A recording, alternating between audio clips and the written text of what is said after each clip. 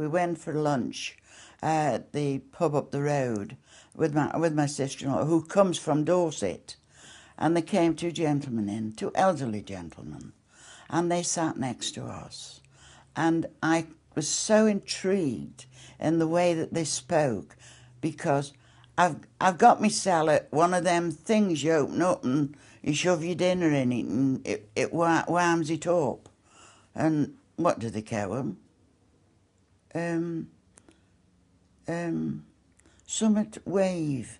So I turned to him and I said, "Do you mean a microwave?" "That's it, Duck. That's it, Duck." He says, "I don't know what Arnell would do." He says, "If I so may shoving me dinner or something like that." I said, "They got one." "No." He said, "Well, get this sell one." I says, "Champion." And that was how the conversation, that to me is how people speak pottery. I've got an example here that's the written word in pottery. Now, for those of you that live in Stoke-on-Trent, you may well understand that. And what is it? Think about it. It's very good. That's the written word in Stoke. Joe, tell. Now, if you didn't live in Stoke-on-Trent, you wouldn't know what that meant. But if you live in Stoke-on-Trent and you're talking about the dialect, Joe, tell. Well, the Joe, tell is in Boslem. It's the Jojo tell, but that's how you would write it if it was in pottery. Joe, tell. The Jojo tell in Boslem, which is Burslem, those of you that don't know. Fans of the May and Marlady characters will be used to this kind of wordplay. The Potteries Dialect featured heavily in the cartoons created by Dave, quite often with great wit and humour. They've run for over 25 years in the Evening Sentinel, and they're still as popular today as they've ever been. Dave Follows was a social genius. His cartoons do two things. They actually capture the accent and the dialect and reproduce it in their true tradition, and that is in a humorous episode. And that is the art of great cartooning. And Dave Follows, and I can't think of anybody else in Stoke-on-Trent that's ever come any near to that sort of recreation of humour and dialect together than what Dave Follows has done. Me and My Lady always makes me chuckle. It's one of the highlights of me day. I mean, some people that I know can't understand some of what they're saying, but they'll pass it to me and I say, "Oh yeah, I know what that says." So I like them, definitely. I thought it was brilliant, really good. You've got it down to T. It's really funny, I always read it in the Sentinel. May and Marlady is the first thing I look at in the Sentinel. I love May and Marlady, it reminds me of my mum and dad. The Stoker's Oatcakes.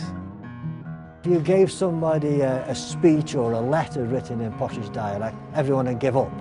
But if it's a cartoon, you can sit and work through the speech and you can take the time, you can actually work out what they're saying, although some words you have to guess.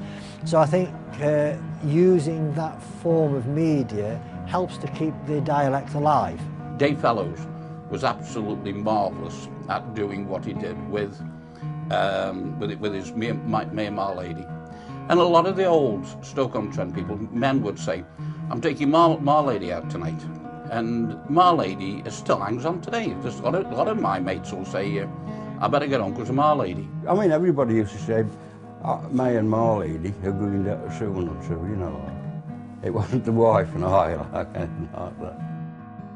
May and Marlady. I don't know what Marlady's going to see when I get one. You know, things like that. Dave Fellows was wonderful. And Dave Fellows did the cartoon that I've had for quite a long time. I did a dinner at Trenton Golf Club, and I was introduced by a friend of mine, and he said, as our after-dinner speaker tonight, we decided to get someone from Stoke-on-Trent who had put Stoke-on-Trent on the map, who was very, very famous, and etc. I thought this is a nice introduction. And then he said, but we couldn't get him, so we got his dad instead. And that's where this wonderful cartoon that Dave Fellows did came about, and he sent it to him, coloured it in, which I thought was wonderful, and I got the original, and that's it. My dad sort of based the characters on his own parents and obviously his own experiences as growing up. And also, obviously, a big influence was of when my dad used to come to Stoke. He used to play in a band, and he also went to a lot of the pubs and stuff and got to meet a lot of Stokies. I think a lot of people from the potteries and from the area can relate to the humour and the mannerisms which I think my dad put within the drawing. Even though he was born in Stafford and lived in Stafford all his life, he did have a great deal of affection for the potteries and the people of Stoke. I'd like to think that the legacy is that that I can't think of much else other than Alan Povey's old granddad Piggott that actually keeps the dialect alive.